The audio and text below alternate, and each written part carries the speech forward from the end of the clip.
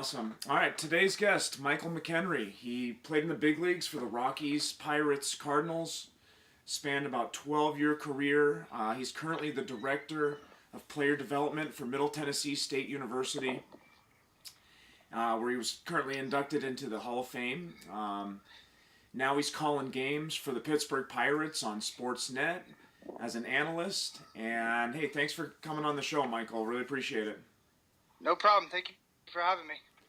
So this is a great opportunity for our listeners to kind of, hear from a guy that played in the big leagues. You spent your majority of the time with the Pirates, and you recently retired. Talk to us about the process of retirement and your transition into broadcasting recently. So for me, I always wanted to leave the game on my own terms, and I felt like I had an opportunity this year. It was a very hard decision, but I was kind of battling back and forth. I had some job offers to play, and then I watched John Gruden's speech when he accepted the job with the Raiders, and it kind of solidified my thought of the direction I wanted to go, because I've always thought I was going to be a better coach than a player, and being an analyst and being the director of player development at MTSU, it gives me an opportunity to learn some different attributes of the game and see the game from a different perspective, and really just be around baseball people that I've not really been able to be around as a player. So I'm really excited about this next journey. You never want to give up the game because you love it, but I knew it was the right decision for me and my family, so I'm really excited about it. Awesome. We'll talk about the culture that you're trying to create as the director of player development at MTSU. You talked about when we first got on the phone today how you were catching some bullpens for some guys. Talk to us about what you've done in the recent couple years here, and what you're trying to do for future players that are coming into the program. So what I'm trying to do is just give people a better understanding of what it takes. I was always told I was too small, I wouldn't make it. Had a lot of critics and doubters, and they motivated me. They pushed me forward. I didn't need them for motivation. I always had that. God gave me that.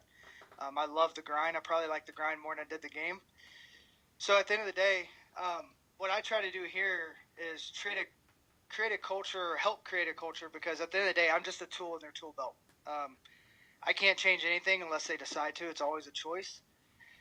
But I want to show them how to be a good man. Be a good husband, be a good father, be a good son, be a good teammate. And then I think the baseball stuff will take care of itself. The biggest thing I see, not only in pro ball, but all the way down to Little League, is entitlement. You see the, I'm better than the game attitude. You see the non-hustling. You see the bat flips, which I think you can bat flip. I think if you hit a ball 700 feet, I don't think you have to rush out of the box. But at the end of the day, you also want to respect your team. You want to respect your mom, your dad, and you want to respect yourself more than anything.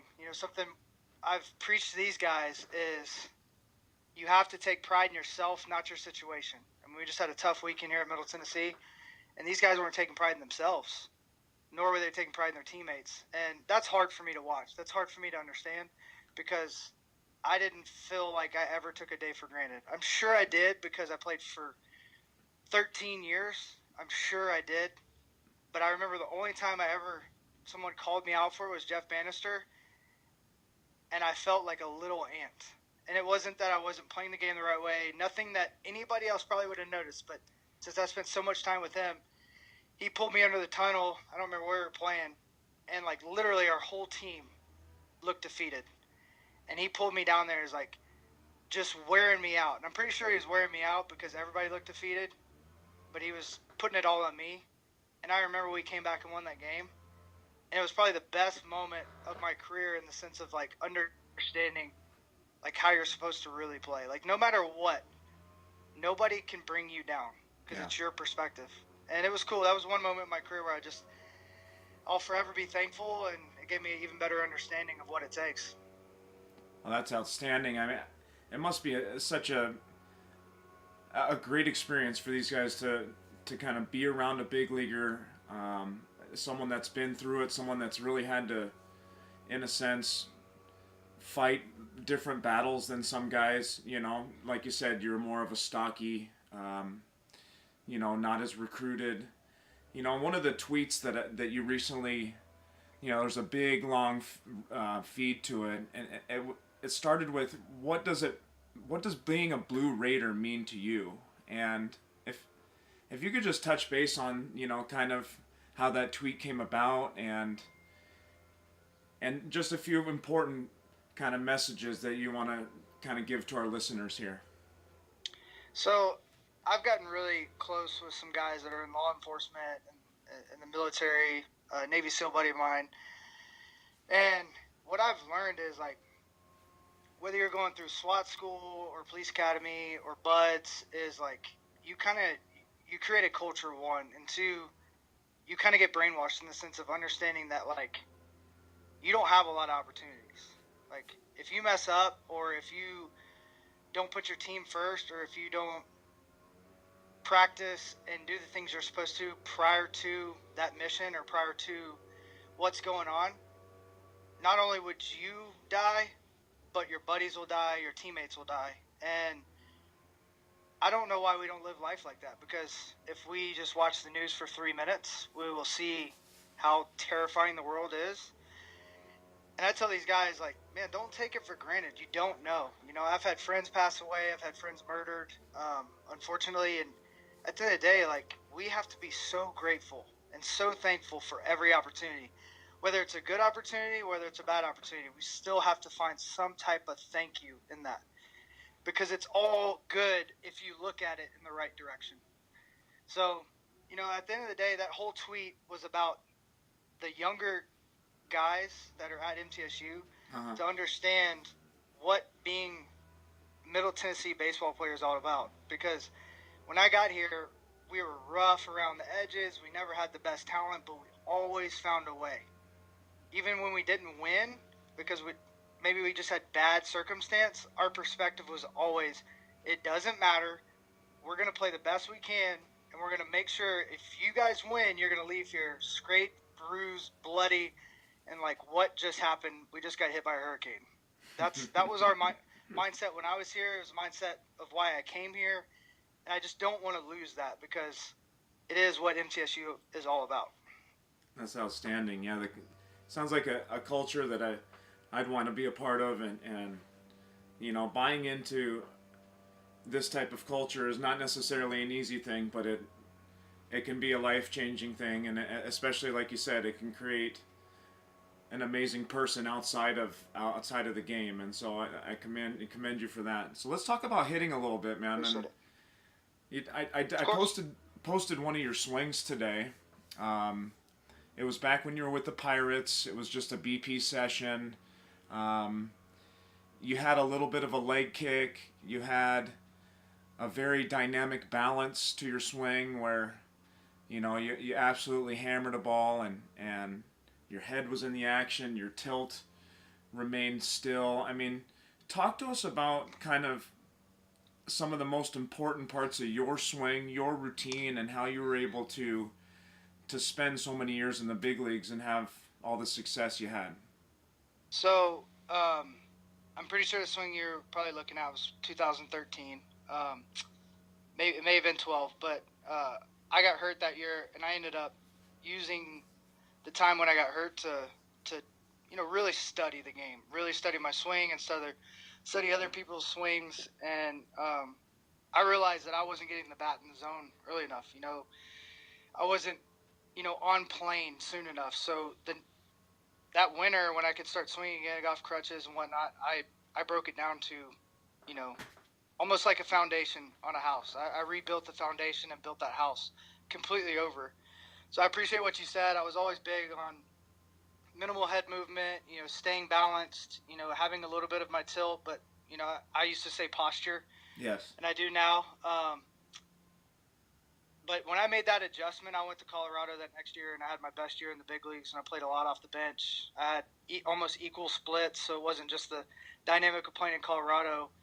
But I really believe it's because I really got everything done, and I was able to get my bat in the zone longer and let that barrel work through the zone a lot longer. So some of the balls, even when I was early in my career, in the big leagues, I would hit, and they wouldn't quite go. I was a guy that always had the ability to hit it out all types of yards, but I didn't do it as often as I should have. And once I got my bat in the zone a little bit longer, my miss hits started falling. Instead of being a soft line drive to the shortstop, it was a line drive almost in the gap. It just changed everything for me. And all it was getting my bat in the zone sooner, letting it play. So I had a lot of adjustability, and it really helped me become a more complete hitter. And then I got hurt again, and I had to kind of revamp a little bit, and it made me learn a lot about hitting. And I think if you don't know what you're doing, I think you just have to watch the ball. The ball never lies to you. It doesn't talk back to you. It doesn't give you weird cues.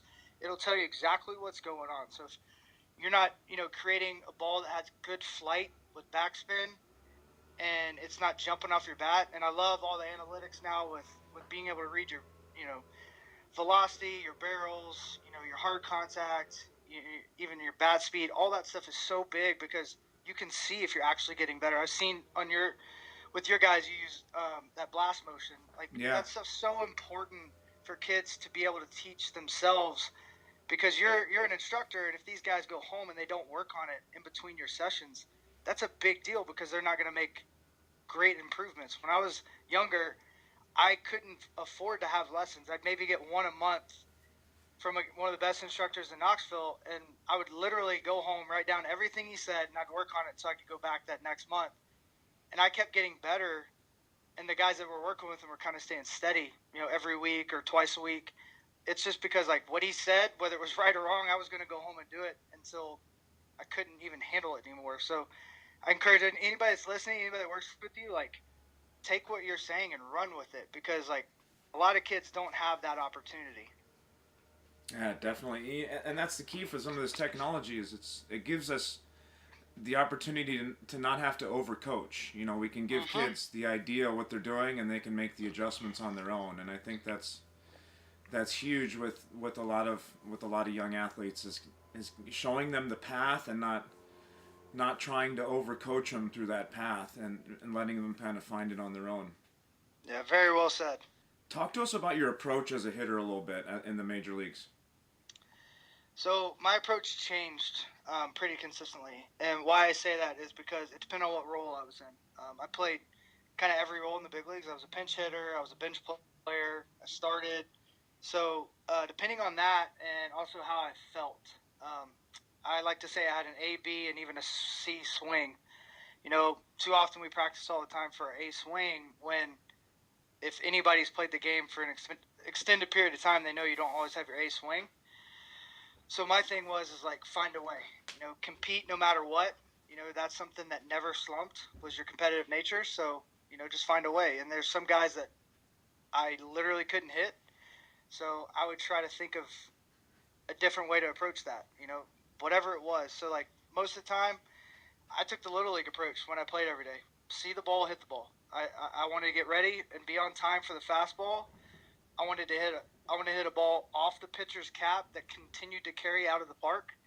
I thought line drives constantly because I had a natural ability from birth to lift the ball naturally, so I never had to think about hitting the ball in the air. I would think about literally hitting the ball off the label of the pitcher.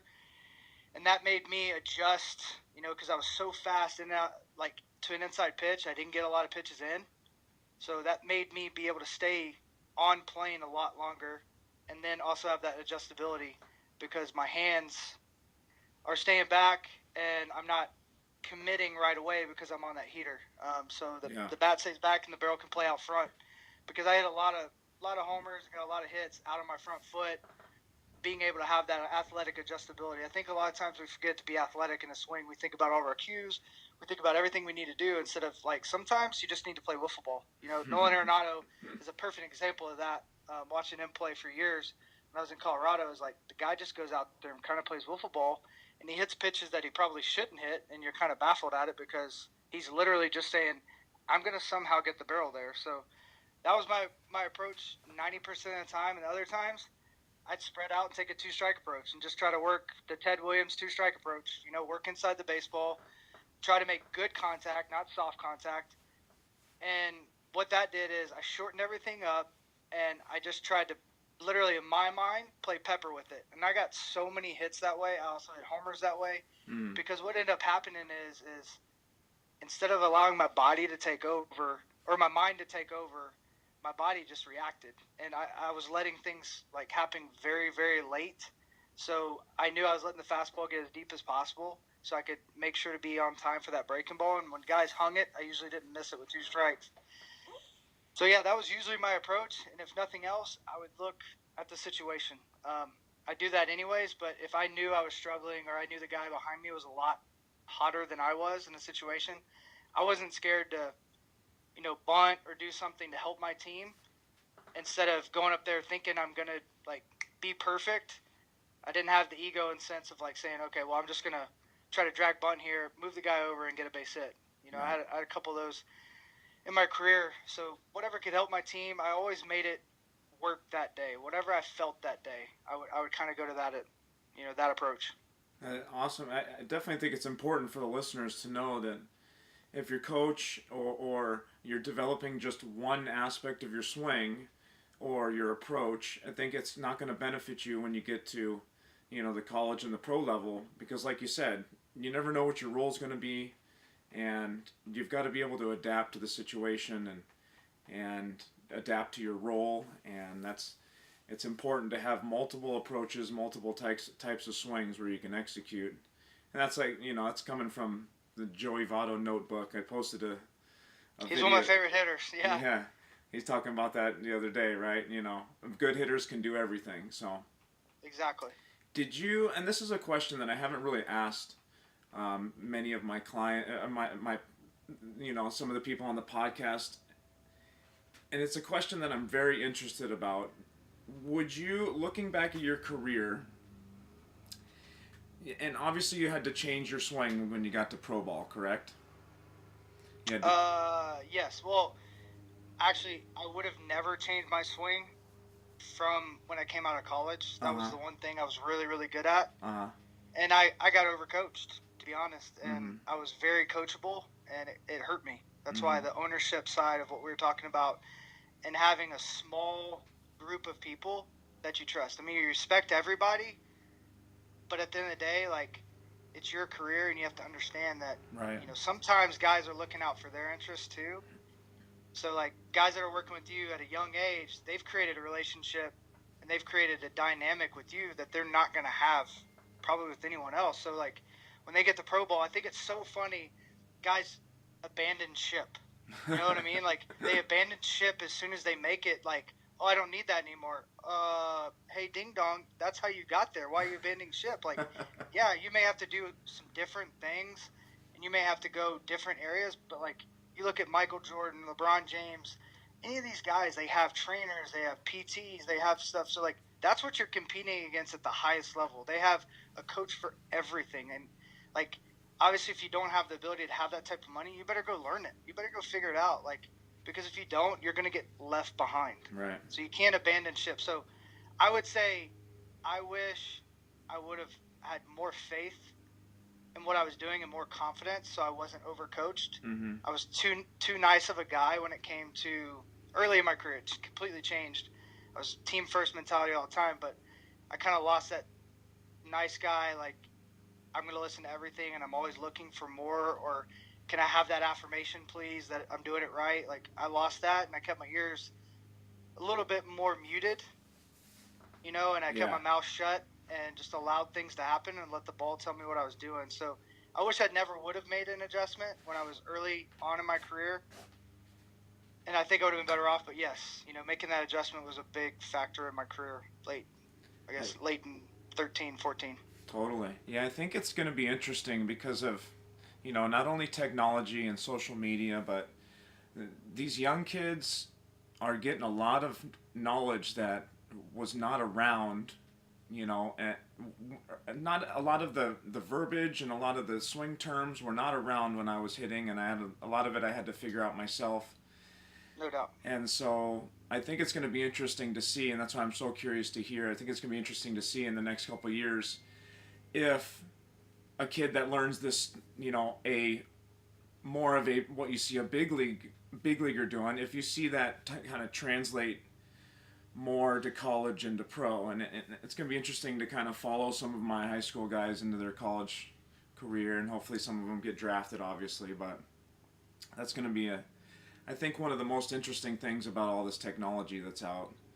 No doubt, no doubt. And I think something for you to think about is we talked about having different approaches. Well, just as much as all the hitting, like we talk about launch angles, we talk about, being in the zone longer, we talk about, hitting the ball in the air more often and everything.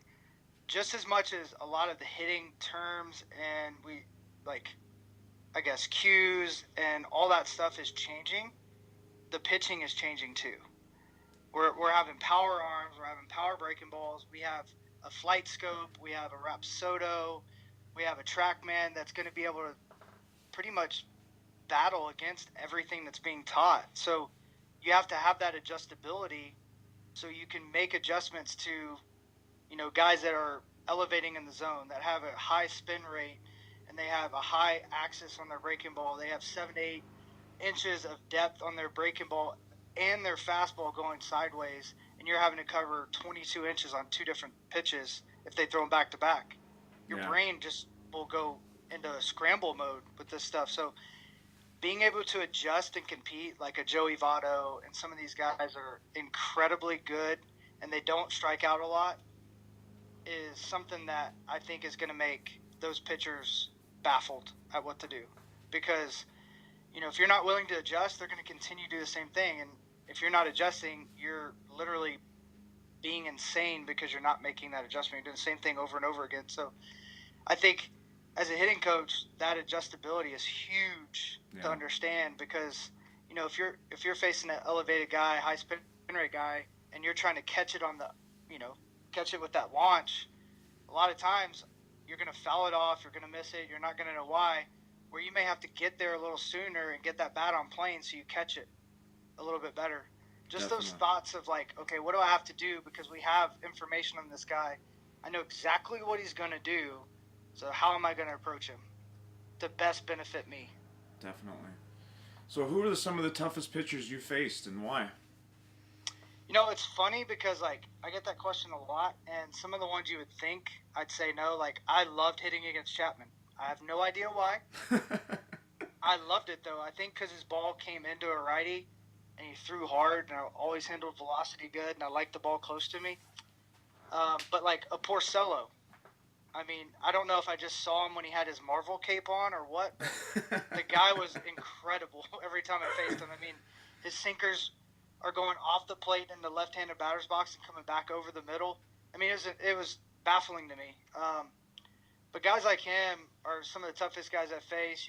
Familia with the Mets, his sinker was so inconsistent, it made it really, really hard.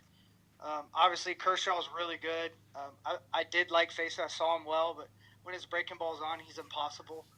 So, like, I think there's a lot of great pitchers out there, but I think it's funny. Like, Andrew McCutcheon's a good buddy of mine, and he hated facing Bronson Arroyo. Even when he threw 82 miles an hour, Andrew McCutcheon could not hit him, and it was like his kryptonite. And I think it's funny because you're thinking, he was a great pitcher. Don't get me wrong, but even late in his career, when he was probably playing with the torn UCL in his elbow and stuff, right. Andrew still hated facing him, and he was always in the lineup.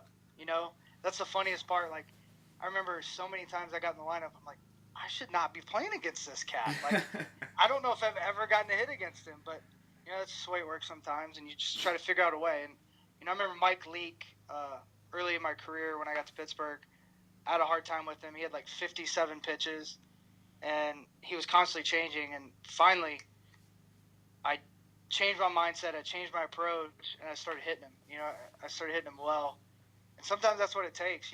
Sometimes it is just weird coincidence, and sometimes it's like you got to put your ego on the shelf and say, all right, I got to change my approach and maybe just take my hits against this guy. I'm not going to launch this guy because for some reason he is literally not missing against me. And is it me or is it him? Well, I can't control him, but I can control me, so let's figure something out. That's great. Great stories. Have pitchers ever You know, like you faced a pitcher in the past, and you got a chance to talk to him. Have they ever told you that it was hard to get you out because of your body type? You know, I've heard this before. Like a Pedroia is hard to pitch to because he's got shorter arms, and you mentioned this earlier. You didn't have trouble getting to the fastball in. You're very quick to the ball in. Has anyone ever mentioned that to you as something? Yes. Yeah. Actually, funny story. For some unknown reason, I own Zach Greinke. And he came up to me when we were in LA and was like, dude, even when I get you out, you hit it 1,000 miles an hour. Like, what's the deal? I was like, honestly, dude, I don't know.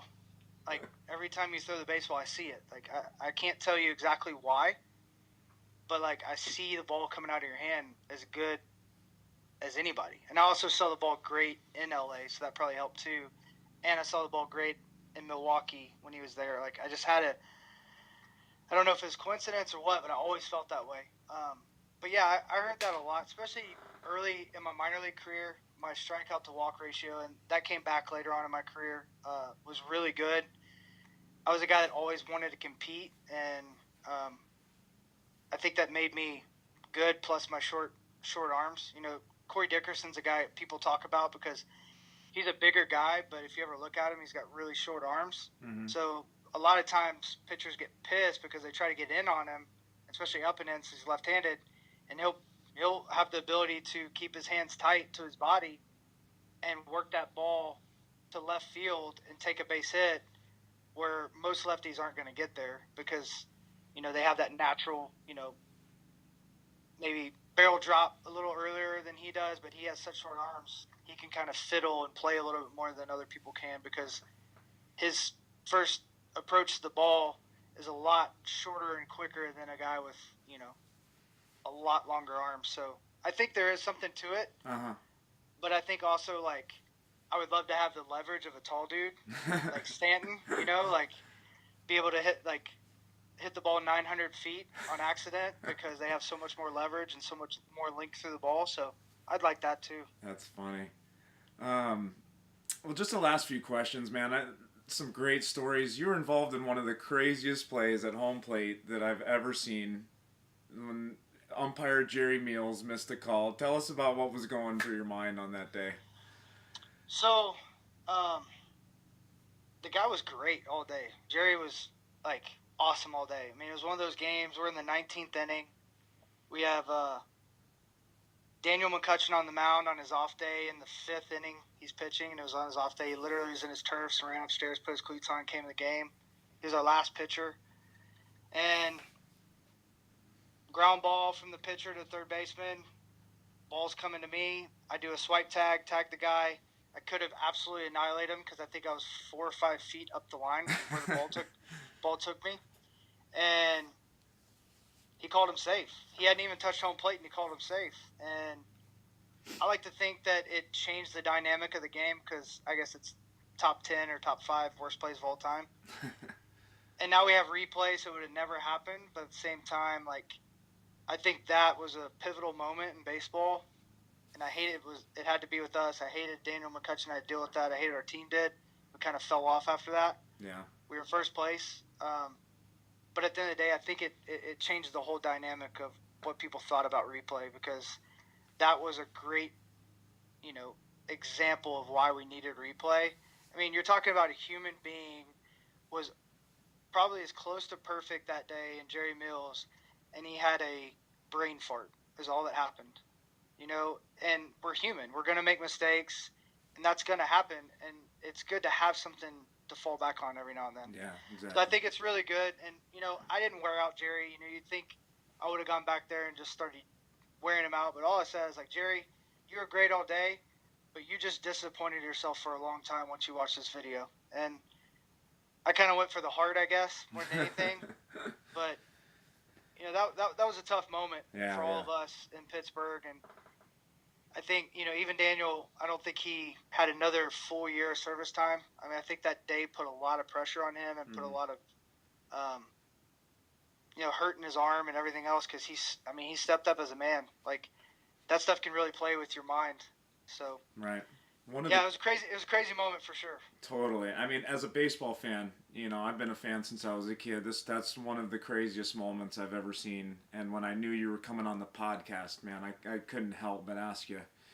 I wanted to give Yeah, no you doubt. a quick sec to talk about your product that you're involved with, the Q Point Recovery. Oh And yeah, no doubt. yeah, and just to tell us a little bit about it, and we'll just end with that, man. So throughout my career, I got really into mobility. Kelly Starrett with Mobility WOD. There's a lot of people out there that you can follow and learn mobility. And I'm sure you've talked to your guys about how important it is to have mobility in your swing. Some of the, especially later on in my career, I realized a lot of times I got in a funk because of mobility. My wife's a yoga instructor, and she teaches holy yoga. If you don't know what it is, just check it out. It's really cool. But I started doing restorative yoga towards the end of my career. I had 2 knee surgeries I wasn't supposed to come back from, and I came back from both. And I literally can say it's from mobility. So what this product is it is a trigger point therapy ball. So like most people use tennis balls, lacrosse balls, baseballs. There's 1,000 different products. The difference is with this one is it's a patentable product, so it's patent, and you can heat it up. And so when you do it, it actually loosens the muscle up as you're doing it. And it's not one of those rice field things. It's hard like a lacrosse ball.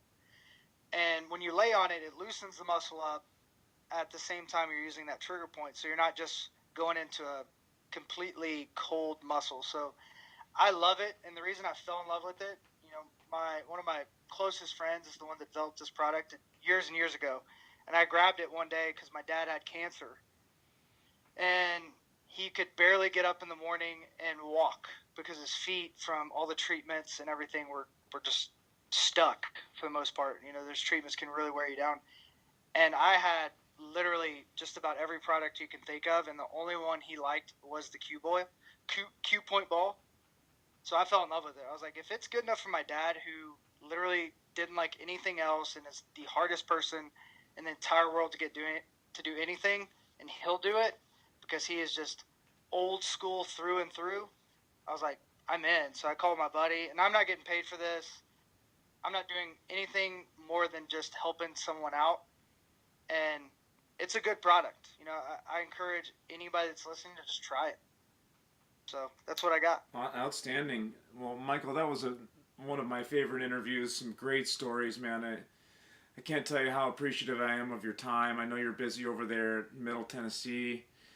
Chris, best of luck this season to you guys, and let's stay in touch through Twitter, and anything I can do to help, and just let me know, man. And vice versa. I really appreciate what you do. I obviously started following you because I love baseball and I love watching swings. I really like what you're doing over there. I like the drills you're implementing, and I love that you use a lot of different elements. I really, really do. I think it's so cool that you have so many different ways for kids to understand it because everybody is wired a little bit different.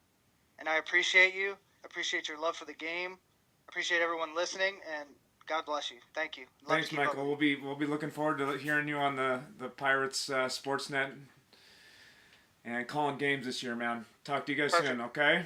All right, thank you. Take care. God All right, bless. buddy. Talk to you. All right, see you.